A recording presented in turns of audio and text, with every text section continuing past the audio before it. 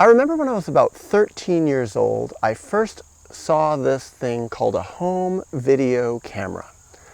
It was this big, bulky camera that had a cord attached to it, and it was attached to this big box that had a VCR on it, and I wanted one. And I don't know why I wanted one so bad back then. I wasn't sure. I just knew that I desperately wanted one, and I begged my dad to buy one for our family. And eventually he did, and it was magical. I went around recording my life. I spent a lot of time recording my cat and my dog and my family and myself. And when I think back about it, why did I do that so much? And when I woke up this morning, why was the first thing that came to my mind, I want to record myself decades later, 35 years later now, more than 35 years later. Why is this so important to me now? And I think that I realized that way back when I was 13 years old, there was some part of me that just wanted to have proof of what was going on. I didn't even know what I wanted proof of, but I wanted documentation. I think there was some part of me intuitively, unconsciously then, that knew that someday this would be evidence. This would be the truth of what happened to me back then. Even if I didn't know what I was recording, I wasn't out to get gotcha moments. I wasn't out to bare my soul to the camera like a journal. It wasn't that at all. It was just like somehow I needed some clear, objective proof that someone was seeing me, and that proof was a video camera. And so I got a lot of it. Got a lot of messy stuff, got a lot of sad stuff on that camera. Got a lot of personal stuff that I didn't realize I was even capturing. This may not be interesting to some people, but this is very important to us. This is the bathroom. That's a very important place in the house. Hello, my name is Daniel, the photographer. Hello, how are you? That's the bathtub. And that's why we all smell so nice and clean. There's the towel. There's the scale, and there's the sink and the water pick and all that kind of stuff. Well, back then, I really wasn't recording for an audience. I wasn't really sharing it with almost anyone. I was recording for me. I was my main audience. A lot of times, I would just look at the tapes that I recorded over and over again, just watch, observe, watch myself get older. A year later, say, oh my God, I look different a year later. Hello, this is Daniel Mackler, and I'm going to personally open a coconut, okay? This is my machete. Now, first, I have to chop the coconut, like this. I've now chopped the coconut.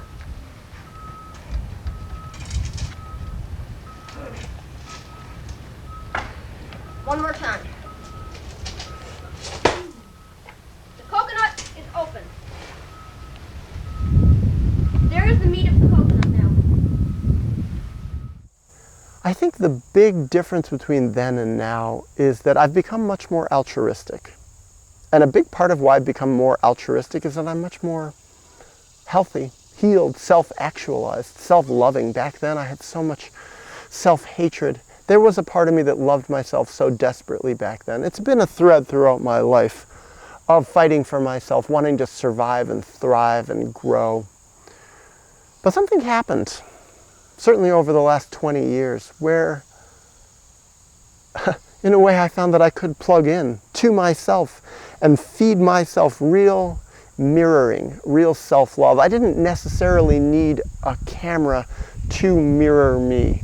I didn't need to watch myself with an external device to the same degree, because I developed a part of me that could do that at any given moment. Even when I talk now, there's a part of me that's listening to what I'm saying, thinking about what I'm saying, preparing the next line, as it were, that I'm going to say, that's analyzing what I'm saying, that's saying, is what I'm saying correct or not, that's looking within, that watches me from without.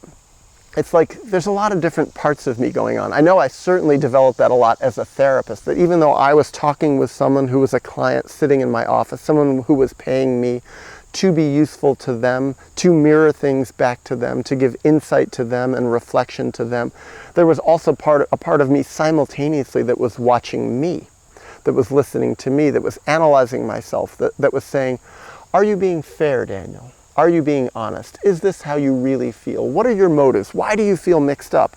What is this person really asking you? What is it triggering in you from your past? Also, watching the whole dynamic. It was like I had a supervisor sitting in session with me who was supervising me, in a way doing therapy for me simultaneously while I was doing therapy for someone else.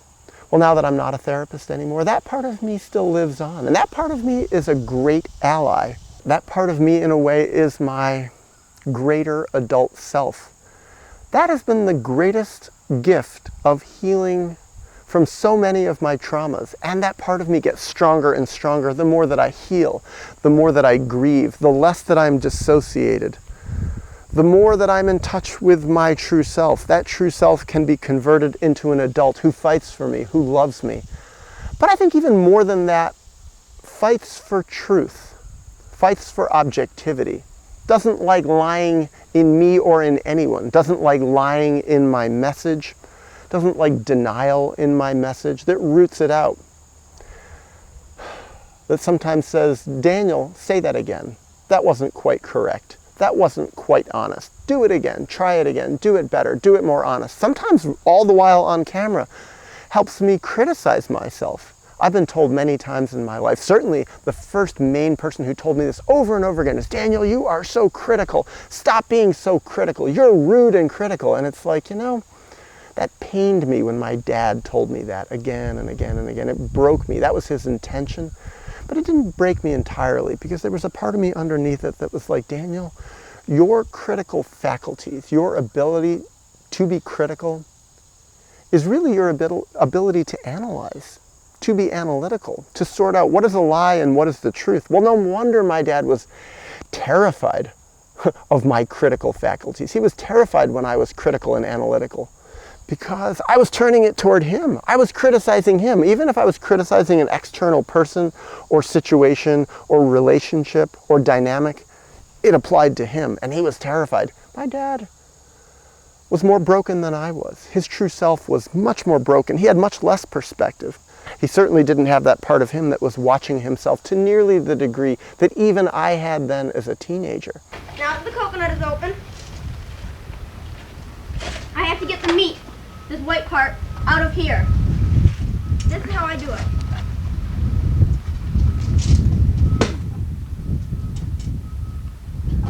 And I chop it, and sooner or later, it will come out. A piece of coconut. Perfecto.